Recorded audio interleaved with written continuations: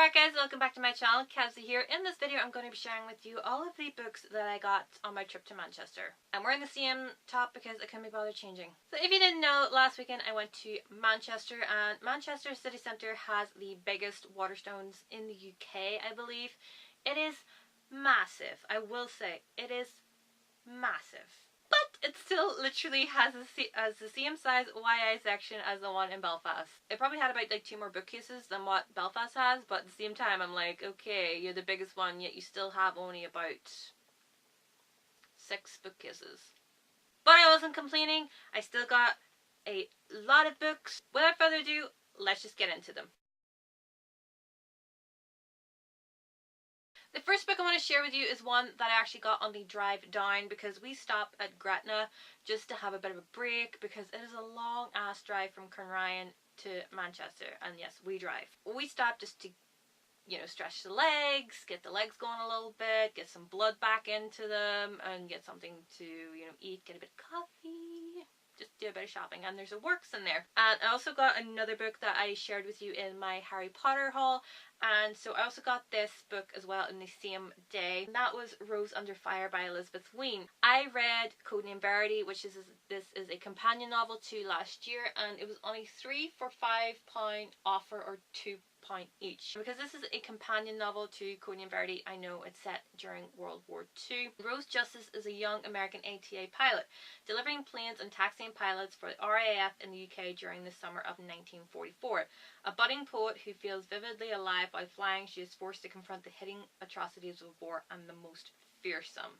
Haley and Bookland talks a lot about these books. I read Codename Verity from her recommendation, absolutely loved it, so I am very excited to read this one as well. So I don't know why I did that, but we're going to go with it. So the first book that I picked up in the Waterstones is The Shadow of the Wind by Carlos Ruiz Zafón. Probably butcher his name, but that's what you get when you have a Northern Irish accent and you're trying to sound Spanish. I read Marina back in February. Absolutely fell in love with it, and it's translated by the same person that translated Marina, Lucia Graves. This is the 10th anniversary edition, by the way. I picked this one up because it actually matches Marina pretty darn well. It has that same finish to it, so yes, I was going to get that. So let's just pause a second while I get Marina back into its place on my shelves. Damn it! Why did I take that out? So one cold morning in 1945,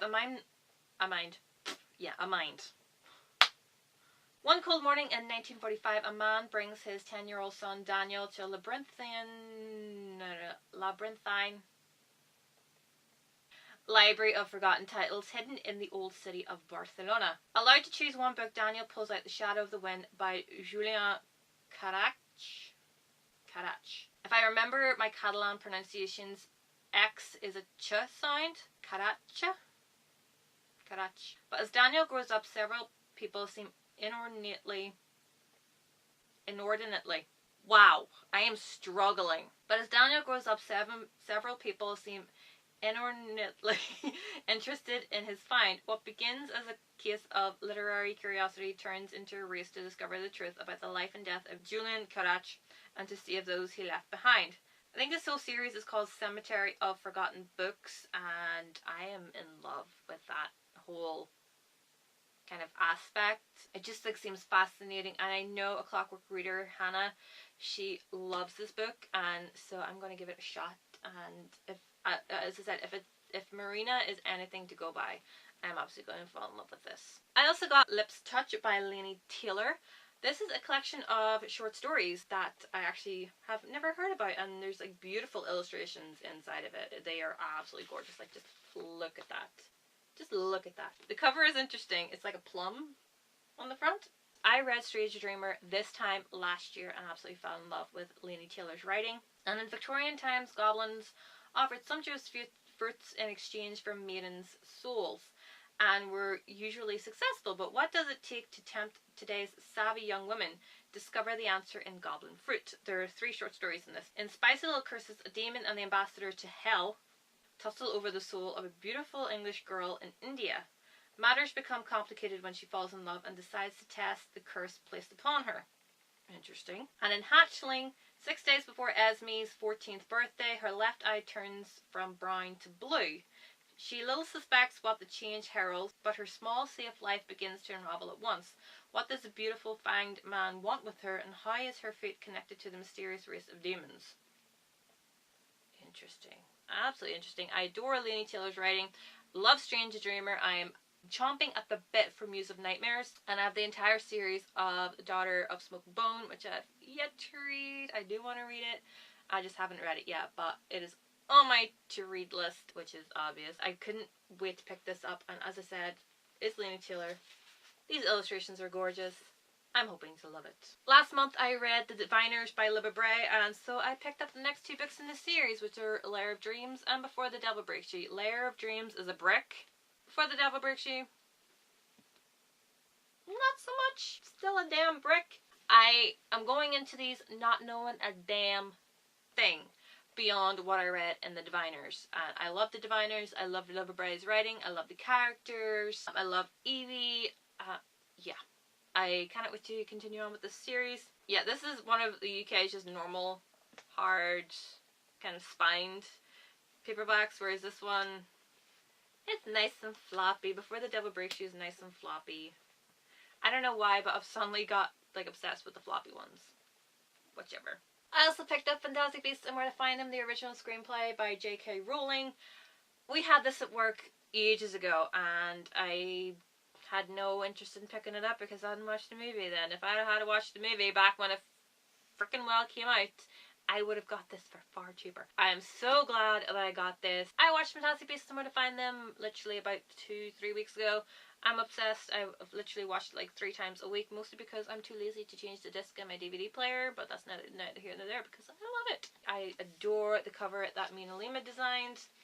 The end pages are gorgeous, and let me tell you, these little accents on the pages, I am like talking tattoo designs, people. I am literally going to probably go to tattooist at some point and go, just put this on me. And it has Swooping Evil on the back. That is definitely tattoo material.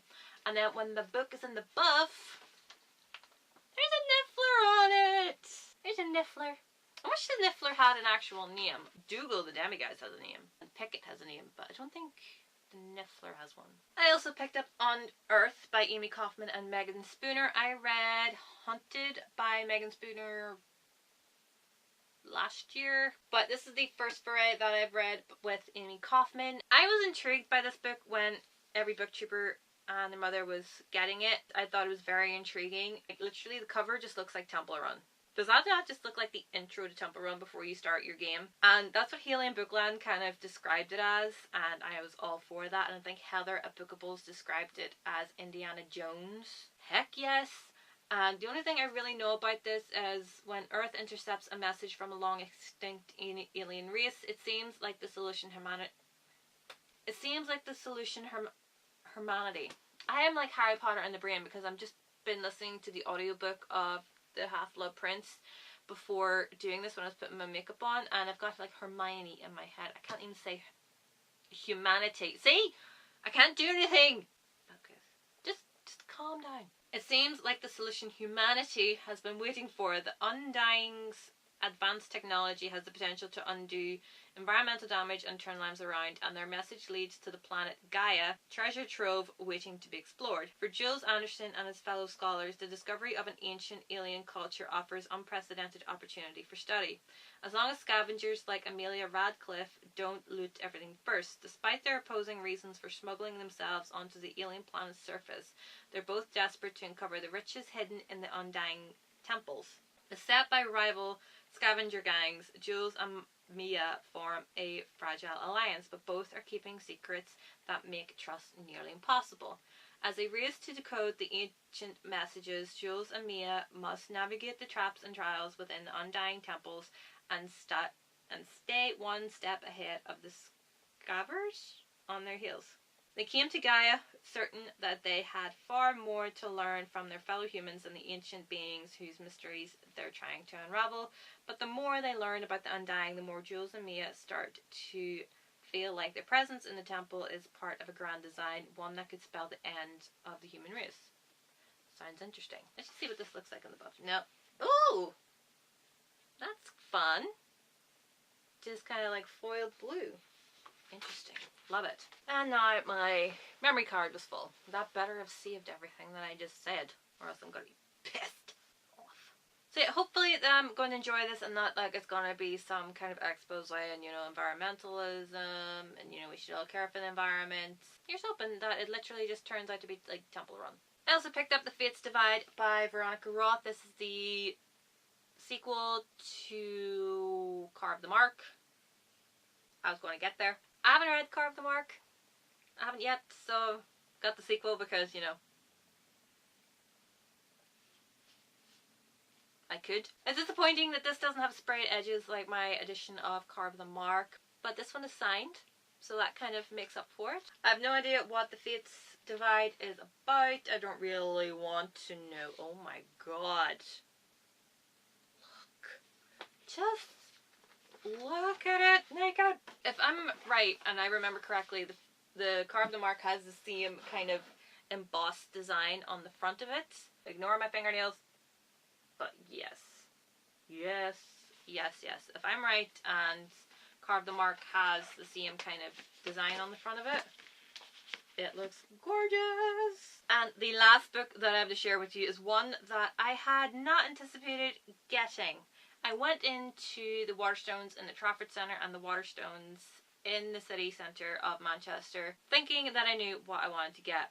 I think none of those books beyond Fantastic Beasts and Where to Find Them were in my head of books I wanted to get. I don't even think I got one book out of the ones that I really wanted to get, that I had a list of books that I wanted to get. How many times can I say books I wanted to get? On the last day, I said to myself, you know what, I'll go in and get the Illuminae Files trilogy, which meant that I would get Illuminae, Gemina, and Obsidio, and have the entire series there, and I would just read them back to back. They didn't have Illuminae. They had Gemina and Obsidio. So I didn't really want to get books 2 and 3 of a trilogy when I can't even read book 1.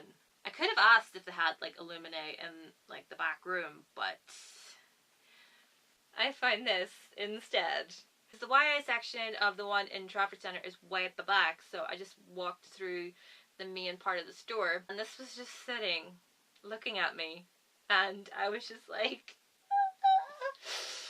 I need to take you home. I need to take you home.